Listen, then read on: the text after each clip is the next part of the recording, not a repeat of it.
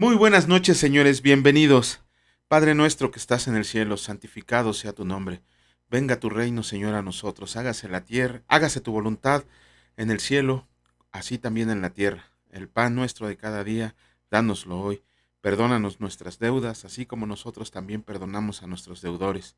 No nos metas en tentación, sino líbranos de todo mal, porque tuyo es el reino, el poder y la gloria por todos los siglos de los siglos. Amén.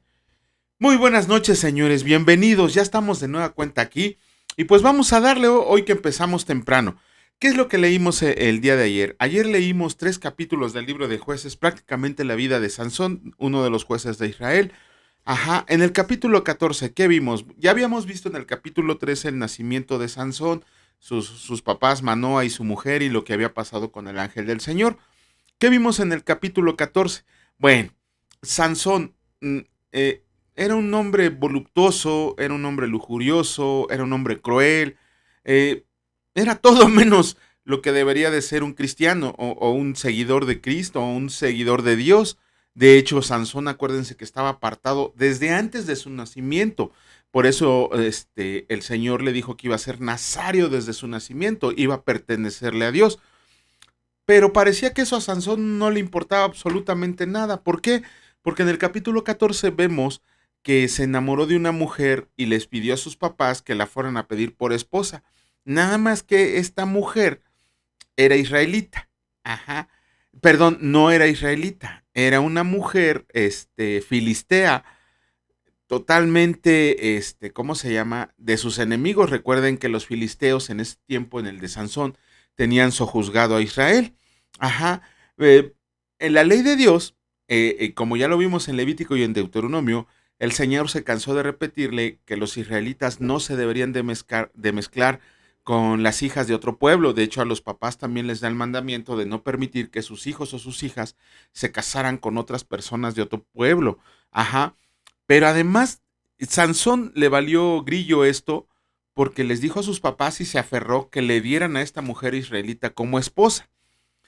Camino hacia ver a su esposa, Sansón se encontró con un león y dice la palabra que el Espíritu de Dios, esto es muy importante por lo que vamos a ver en el capítulo 16, dice la palabra de Dios que el Espíritu de Dios descendió sobre él y sin ayuda y con sus manos mató al león. Ajá, y lo dejó ahí tirado. Después de que vio a su esposa, fue por sus papás y cuando iba por sus papás para hacer la ceremonia de que pidieran a esta mujer filistea como esposa, dicen que Sansón vio el cuerpo de león que estaba tirado ahí en el campo donde lo había dejado. Nada más que ese león, ese cuerpo, unas abejas habían hecho un nido ahí y habían producido ya miel. ¿Qué hizo Sansón? Dice que se acercó, agarró un puño de miel, se la empezó a comer y se la dio a su papá y a su mamá. ¿Pero qué creen? Es una violación de la ley, porque la ley bien específicamente decía a todo israelita que no podían tocar a un animal impuro y mucho menos si estaba muerto. Pero Sansón no solo lo tocó, sino que agarró la miel que estaba ahí y sin decirle a sus papás les dio de la miel contaminada. En ese momento se vivía bajo la ley y otra vez a Sanción le valió copete el que, ¿cómo se llama? Y volver impuros a sus papás. Sus pobres papás no tenían conocimiento de dónde había tomado la ley Sansón, simplemente les dio, perdón, la miel Sansón, y simplemente los dio y estaban quebrantando la ley todos, ¿no? Se habían vuelto impuros y esa impureza recuerden que se curaba lavándose, quedándose afuera del pueblo y no entrar hasta la noche. Pero Sansón, en su orgullo, hacía lo que él quería. De hecho, vamos a ver que la palabra dice que no es que el Señor le permitiera todo esto, sino que todas las cosas que hacía Sansón las utilizaba para bien del pueblo de Israel. ¿Por qué? Porque con ese león le puso un acertijo a los filisteos que estaban ahí, a 30 filisteos, y que además obligaron a la que iba a ser mujer de Sansón a que les diera el resultado de ese enigma. Como Sansón también en su lujuria, en su amor, siempre se doblegó a las mujeres y le dijo a la mujer cuál era el significado de ese acertijo. Y como se lo adivinaron, Sansón había apostado 30 vestidos de fiesta y 30 vestidos de israelitas. Lo único que no supieron los que ganaron la apuesta es que Sansón tomó esos vestidos de 30 hombres que fue a matar. Imagínense nada más, bueno, voy a ir a matar a alguien para pagar mi deuda. Con eso terminaba el capítulo 14. Termina el capítulo 14 en el sentido de que Sansón, cuando fue a pedir a su esposa, el papá de esta mujer, ya se le había dado a uno de sus amigos filisteos, inclusive le ofrece la hermana menor, pero Sansón ya no quiso y se fue muy enojado. De hecho, el capítulo 15 inicia con ese. A Sansón, con eso. A Sansón lo traicionaron no dándole a su esposa, sino que se lo dieron a uno de sus amigos filisteos, porque también la palabra menciona en el capítulo 14 que Sansón tenía amigos filisteos, con eso se juntaba, con los enemigos de su pueblo. Pero Sansón, cuando escuchó eso, ¿qué hizo el Señor? En vez de, con ese espíritu de Dios que bajaba a él rápidamente o que reclamara sus derechos de marido, todo eso, no, el señorito se va, captura 300 zorras, las amarra por pares y a las pobres zorras que no tenían la culpa, les amarra una antorcha encendida en las colas y las suelta en los campos de los filisteos. ¿Qué pasó? Pues que incendió toda la cosecha de los filisteos, toda la comida de los filisteos, nada más porque estaba enojado. Y aparte de esto, Sansón, aparte de todas las cualidades que hemos dicho, también era cobarde. ¿Por qué? Porque se fue a esconder a una cueva en un monte de Judá. Pero los filisteos averiguaron quién había sido y van sobre los pobres habitantes de Israel a exigirles que entregaran a Sansón. Otra vez, siempre les había dicho, bueno, primero que nada tenemos que comprender que Dios se fijó en Israel porque era el más insignificante de todos los pueblos.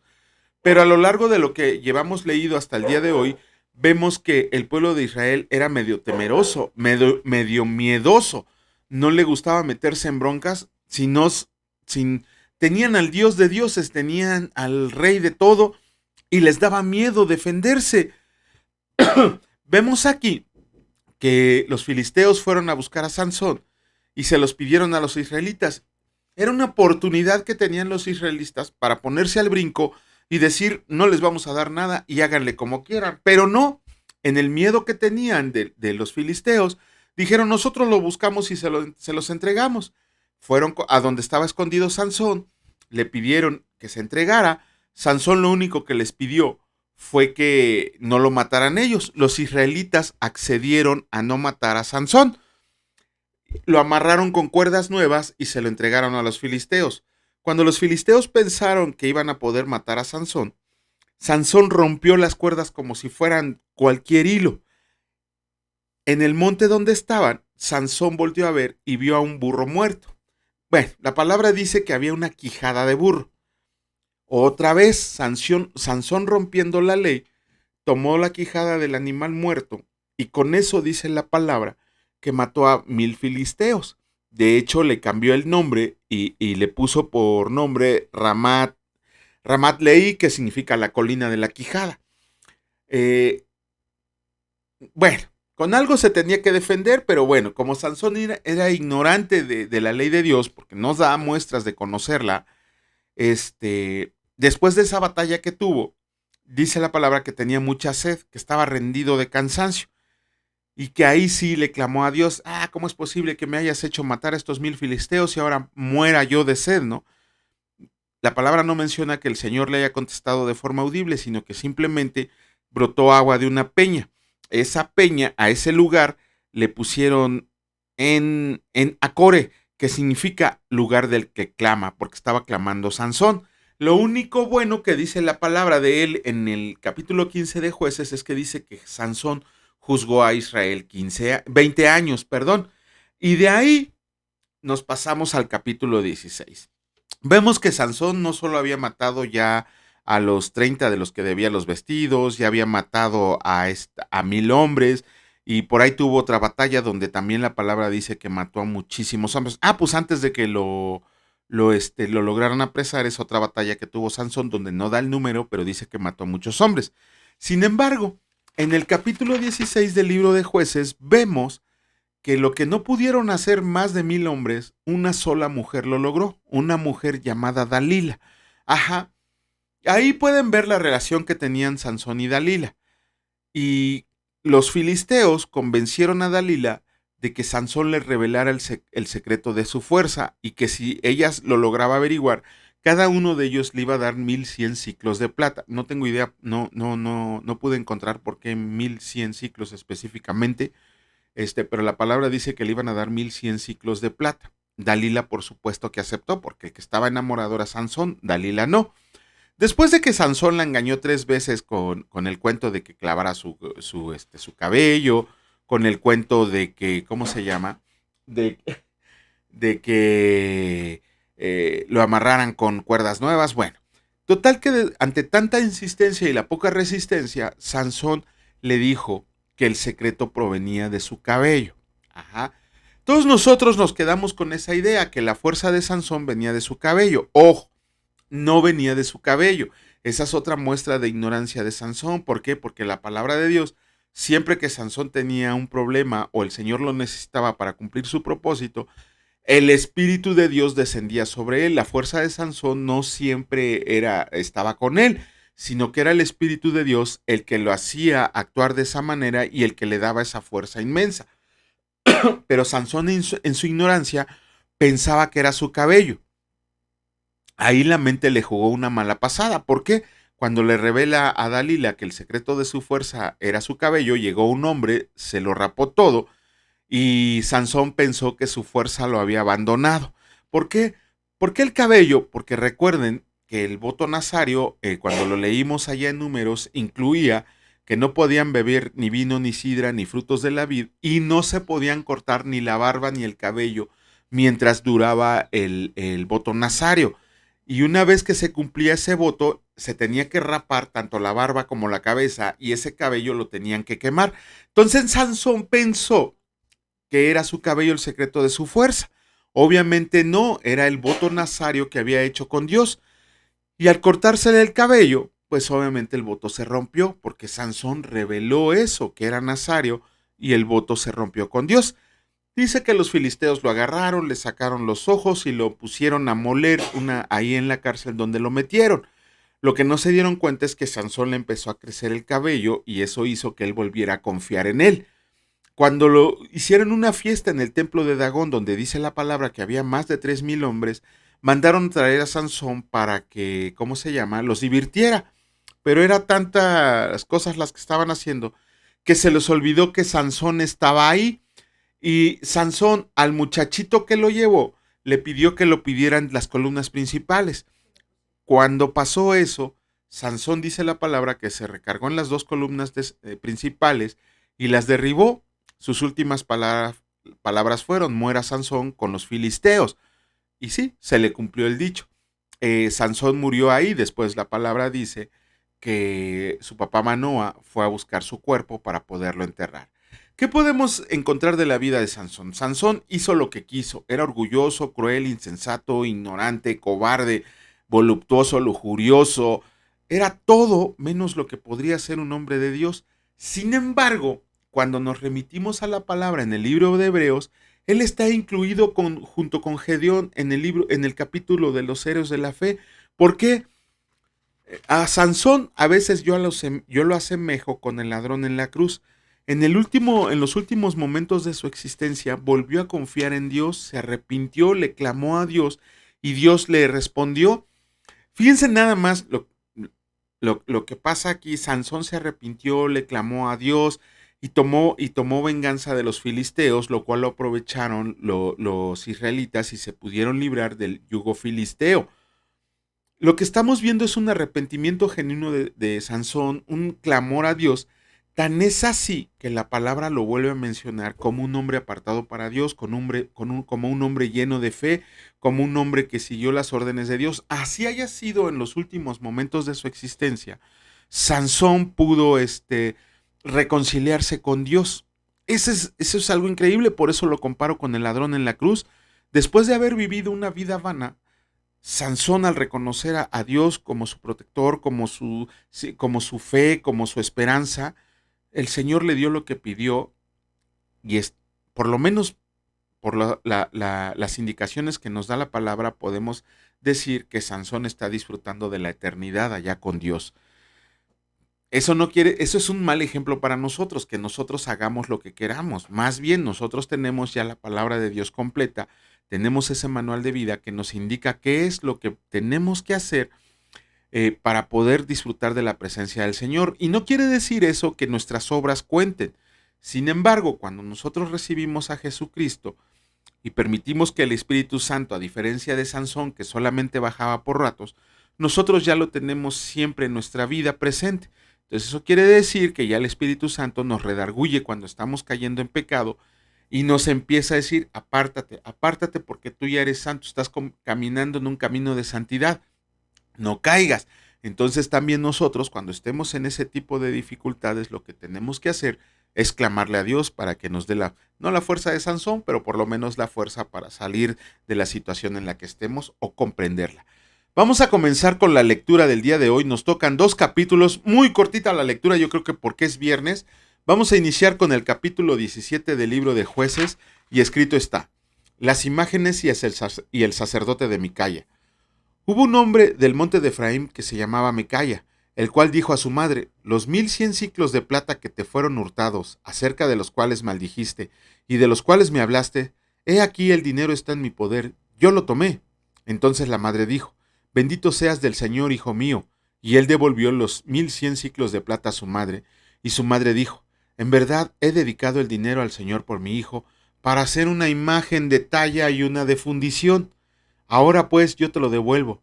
Mas él devolvió el dinero a su madre y tomó su madre 200 siclos de plata y los dio al fundidor, quien hizo de ellos una imagen de talla y una de fundición, la cual fue puesta en la casa de Micaya.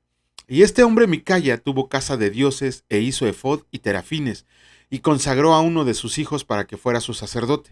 En aquellos días no había rey en Israel, cada uno hacía lo que bien le parecía. Y había un joven de Belén de Judá, de la tribu de Judá, el cual era levita, y forastero ahí. Este hombre partió de la ciudad de Belén de Judá para ir a vivir donde pudiera encontrar lugar. Y llegando en su camino al monte de Efraín, vino a casa de Micaya, y Micaya le dijo: ¿de dónde vienes? Y el levita le respondió: soy de Belén de Judá, y voy a vivir donde pueda encontrar lugar. Entonces Micaya le dijo: quédate en mi casa, y serás para mí padre y sacerdote, y yo te daré 10 siclos de plata por año, vestidos y comida. Y el levita se quedó. Agradó pues al levita morar con aquel hombre, y fue para él como uno de sus hijos. Y Micaya consagró al levita, y aquel joven le servía de sacerdote, y permaneció en casa de Micaya. Y Micaya dijo: ahora sé que el Señor me prosperará, ahora sé que el Señor me prosperará, porque tengo a un levita por sacerdote. Bueno. Capítulo 18 del libro de Jueces, escrito está: Micaya y los hombres de Dan. En aquellos días no había rey en Israel, y en aquellos días la tribu de Dan buscaba posesión para sí donde habitar, porque hasta entonces no había tenido posesión entre las tribus de Israel. Y los hijos de Dan enviaron de su tribu 5 hombres de entre ellos, hombres valientes de Sora y Estaol, para que reconocieran y exploraran bien la tierra, y les dijeron: vayan y reconozcan la tierra. Estos vinieron al monte de Efraín hasta la casa de Micaya, y ahí posaron. Cuando estaban cerca de la casa de Micaya, reconocieron la voz del joven levita, y llegando allá le dijeron: ¿quién te ha traído acá? ¿Y qué haces aquí?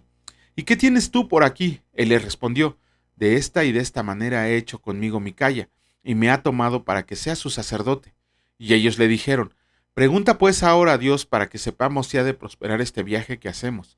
Y el sacerdote le respondió: vayan en paz, delante del Señor está el camino en el que andan. Entonces aquellos 5 hombres salieron y vinieron a Lais, y vieron que el pueblo que habitaba en ella estaba seguro, ocioso y confiado, conforme a las costumbres de los de Sidón, sin que nadie en aquella región les perturbara en cosa alguna, ni había quien poseyera el reino, y estaban lejos de los sidonios, y no tenían negocios con nadie. Volviendo pues ellos a sus hermanos en Sora y Estaol, sus hermanos les dijeron: ¿qué hay? Y ellos respondieron: levántense, subamos contra ellos, porque nosotros hemos explorado la región, y hemos visto que es muy buena. ¿Y ustedes no harán nada? No sean perezosos en ponerse en marcha para ir a tomar posesión de la tierra. Cuando vayan, llegarán a un pueblo confiado y a una tierra muy espaciosa, pues Dios la ha entregado en sus manos, lugar donde no hay falta de cosa alguna que haya en la tierra. Entonces salieron de ahí de Sora y de Estaol 600 hombres de la familia de Dan, armados de armas de guerra, y fueron y acamparon en Kiriat Jearim, en Judá, por lo cual llamaron a aquel lugar el campamento de Dan hasta hoy. está al occidente de Kirián Jearim, y de ahí pasaron al monte de Efraín y vinieron hasta la casa de Micaya. Entonces aquellos 5 hombres que habían ido a reconocer la tierra de Lais dijeron a sus hermanos: ¿no saben que en estas casas hay efod y terafines y una imagen de talla y una de fundición? Miren, por tanto, lo que han de hacer. Cuando llegaron allá, vinieron a la casa del joven levita, en casa de Micaya, y le preguntaron cómo estaba. Y los 600 hombres que eran hijos de Dan estaban armados de sus armas de guerra a la entrada de la puerta. Y subiendo los 5 hombres que habían ido a reconocer la tierra, entraron allá y tomaron la imagen de talla, el efod, los terafines y la imagen de fundición, mientras estaba el sacerdote a la entrada de la puerta con los 600 hombres armados de armas de guerra. Entrando pues aquellos en la casa de Micaya, tomaron la imagen de talla, el efod, los terafines y la imagen de fundición. Y el sacerdote les dijo: ¿qué hacen ustedes? Y ellos le respondieron: calla, pon la mano sobre tu boca y vente con nosotros, para que seas nuestro padre y sacerdote. Es mejor que seas tú sacerdote en casa de un solo hombre que de una tribu y familia de Israel. Y se alegró el corazón del sacerdote, el cual tomó el efod y los terafines y la imagen, y se fue en medio del pueblo. Ole. Y ellos se volvieron y partieron y pusieron los niños, el ganado y el bagaje por delante. Cuando ya se habían alejado de la casa de Micaya, los hombres que habitaban en las casas cercanas a la casa de Micaya se juntaron y siguieron a los hijos de Dan. Y dando voces a los de Dan, estos volvieron sus rostros y dijeron a Micaya: ¿qué tienes, que has juntado gente? Él respondió: tomaron mis dioses que yo hice y al sacerdote y se van. ¿Qué más me queda? ¿Por qué pues me preguntan qué me pasa? Y los hijos de Dan le dijeron: no des voces tras nosotros, no sea que los de ánimo colérico los acometan y pierdan también tu vida y la vida de los tuyos. Y prosiguieron los hijos de Dan su camino, y Micaya, viendo que eran más fuertes que él, volvió y regresó a su casa. Y ellos, llevando las cosas que había hecho Micaya, juntamente con el sacerdote que tenía, llegaron a Lais, al pueblo tranquilo y confiado, y los hirieron a filo de espada, y quemaron la ciudad, y no hubo quien los defendiera porque estaban lejos de Sidón, y no tenían negocios con nadie. Y la ciudad estaba en el valle que hay junto a Bet-Rehob. Luego reedificaron la ciudad y habitaron en ella, y llamaron el nombre de aquella ciudad Dan, conforme al nombre de Dan su padre, hijo de Israel, bien que antes se llamaba la ciudad Lais. Y los hijos de Dan levantaron para sí la imagen de talla, y Jonatán, hijo de Gersón, hijo de Moisés, él y sus hijos fueron sacerdotes en la tribu de Dan, hasta el día del cautiverio de la tierra. Así tuvieron levantado entre ellos la imagen de talla, que Micaya había hecho todo el tiempo que la casa de Dios estuvo en Silo. Híjole, qué narración tan fea. Y si creen que esto está duro, espérense a lo que sigue de Jueces. Vamos a comenzar con la lectura del capítulo 8 del Evangelio de Marcos, pero antes, ayer obviamente entonces terminamos el capítulo 7. ¿Qué vimos en el capítulo 7 en los últimos versículos? 2 relatos increíbles: la mujer sirofenicia y la curación del ciego. La mujer sirofenicia la mencionamos ya en Mateo. Es una de las muestras que da el Señor Jesús acerca de que el Evangelio también estaba dirigido a los gentiles.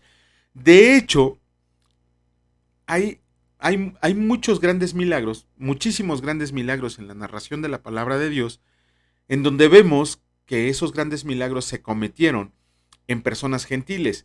Por ejemplo, el milagro de Elías cuando resucitó a un niño, el hijo de la viuda de Sarepta. Sarepta no era israelita, la viuda no era israelita. Después tenemos la curación de Naamán el sirio, que la hizo Eliseo, y pues Naamán no era israelita, de hecho era enemigo de los israelitas. Y ahora vemos que esta mujer sirofenicia, una mujer de Siria que tampoco era israelita, se acerca al Señor Jesús clamándole que curara a su hija que estaba endemoniada. Y pareciera ser hasta grosera la respuesta que le dio el Señor Jesús al compararla con un perro, ¿no? Porque le dice: no está bien que le dé el pan que le corresponde a los hijos. Ajá, no está bien que se lo dé a los perros. Y sin embargo, la mujer sirofenicia hizo una declaración que, si la comprendemos, dice la mujer sirofenicia: sí, Señor, pero también los perrillos comen de las migajas que caen debajo de la mesa.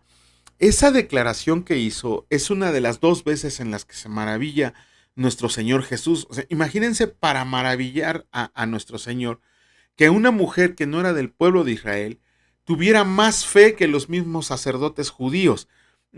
Y ahí el Señor Jesús le dice a la mujer, vete, tu hija ha quedado sanada, ¿no?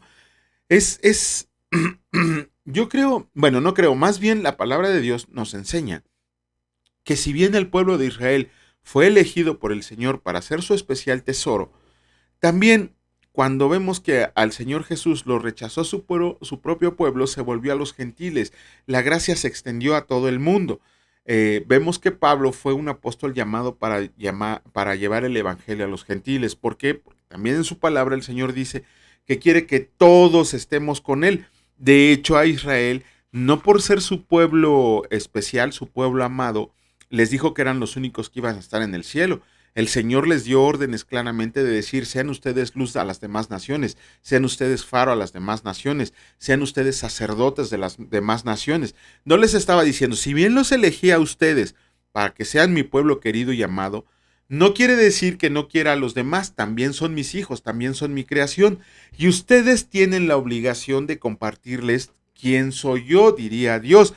Sin embargo, vemos que los israelitas ni siquiera ellos conocían al Dios Todopoderoso, ya no confiaban en Él, se volvieron a otros dioses y por eso se olvidaron de compartir el Evangelio, bueno, no el Evangelio, de compartir a Dios en todas las demás naciones. Cuando vemos, hay una palabra que dice tanto el Antiguo como el Nuevo Testamento, hay una palabra que dice prosélito. Esa palabra significa un gentil convertido al judaísmo. Vemos que aún a pesar de que la mayoría del pueblo de Israel no cumplía con la ley de Dios, vemos que siempre Dios tuvo un remanente, siempre tuvo un remanente, lo vamos a ver cuando leamos los libros de Reyes allá por el capítulo 18 con Elías, ¿no? Cuando pensamos que ya no hay hombres de Dios, Dios contesta, atrás de ti tengo 5,000 que están esperando su oportunidad, siempre hay un remanente. Vamos a comenzar con la lectura. En esta ocasión nos toca iniciar con el capítulo 8 del Evangelio de Marcos, de los versículos 1 al 26, y escrito está, alimentación de los 4,000. En aquellos días, como había una gran multitud y no tenían qué comer, Jesús llamó a sus discípulos y les dijo, tengo compasión de la gente porque ya hace 3 días que están conmigo y no tienen qué comer, y si los envío en ayunas a sus casas se desmayarán en el camino, pues algunos de ellos han venido de lejos. Sus discípulos le respondieron, ¿de dónde podrá alguien saciar de pan a estos aquí en el desierto? Él les preguntó, ¿cuántos panes tienen? Ellos dijeron, 7. Entonces mandó a la multitud a que se recostara en tierra, y tomando los 7 panes, habiendo dado gracias, los partió, y dio a sus discípulos para que los pusieran delante, y los pusieron delante de la multitud. Tenían también unos pocos pececillos y los bendijo, y mandó que también los pusieran delante, y comieron y se saciaron y recogieron de los pedazos que habían sobrado 7 canastas. Eran los que comieron como 4,000 y los despidió. Y luego entrando en la barca con sus discípulos, vino a la región de Dalmanuta. La demanda de una señal. Vinieron entonces los fariseos y comenzaron a discutir con él, pidiéndole señal del cielo para tentarle. Y gimiendo en su espíritu dijo, ¿por qué pide señal esta generación? De cierto les digo que no se dará señal a esta generación. Y dejándolos volvió a entrar en la barca y se fue a la otra ribera. La levadura de los fariseos. Habían olvidado de traer pan y no tenían sino un pan consigo en la barca. Y él les mandó diciendo, miren, guárdense de la levadura de los fariseos y de la levadura de Herodes. Y discutían entre sí diciendo, es porque no trajimos pan. Y, y entendiendo Jesús les dijo, ¿qué discuten? ¿Por qué no tienen pan? ¿No entienden ni comprenden? ¿Aún tienen endurecido su corazón? Teniendo ojos no ven y teniendo oídos no oyen. ¿Y no recuerdan? Cuando partí los 5 panes entre 5,000, ¿cuántas cestas llenas de los pedazos recogieron? Y ellos dijeron 12. Y cuando los 7 panes entre 4,000, ¿cuántas canastas llenas de los pedazos recogieron? Y ellos dijeron 7. Y les dijo, ¿cómo aún no entienden? Un ciego sanado en Betsaida. Vino luego a Betsaida y le trajeron un ciego y le rogaron que lo tocara. Entonces, tomando la mano del ciego, le sacó fuera de la aldea y escupiendo en sus ojos, le puso las manos encima y le preguntó si veía algo. Él mirando dijo, veo los hombres como árboles, pero los veo que andan. Luego le puso otra vez las manos sobre los ojos y le hizo que mirara y fue restablecido. Y vio de lejos y claramente a todos y lo envió a su casa diciendo, no entren en la aldea ni le digas a nadie en la aldea. Con eso terminamos la lectura de los capítulos del día de hoy y creo que también nosotros tenemos muchas dudas acerca de lo que dijo el Señor Jesús conforme a cuando ya estaba en la barca, ¿no? Y que los discípulos nada más traían un pan y que ellos pensaban que les estaba diciendo de la levadura de los fariseos porque no habían llevado pan. Mañana, si Dios lo permite, estaremos haciendo el comentario correspondiente. Y pues Señor, en el nombre precioso de tu Hijo Cristo Jesús, te damos gracias por la bendición de reunirnos en tu presencia, por darnos la fuerza para compartir tu palabra, para llevar tu palabra, Señor.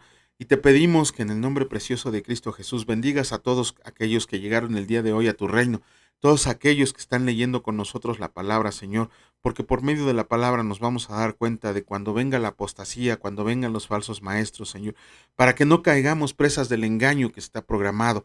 Te pedimos asimismo que nos sigas poniendo fuerza en el corazón, ese ardor en el corazón que no cese, para que sigamos en esta empresa en la que nos has puesto, hasta que tú nos los permitas y nos mandes a realizar alguna otra cosa. Te damos gracias a ti, mi Dios Padre Todopoderoso, a ti, mi Señor Jesucristo Salvador, y a ti, Señor Espíritu Santo, que vives y reinas entre nosotros. Te alabamos y te bendecimos por siempre y para siempre. Amén. Que Dios los bendiga, señores, y si Dios lo permite, nos vemos el día de mañana. Cuídense mucho, hasta luego.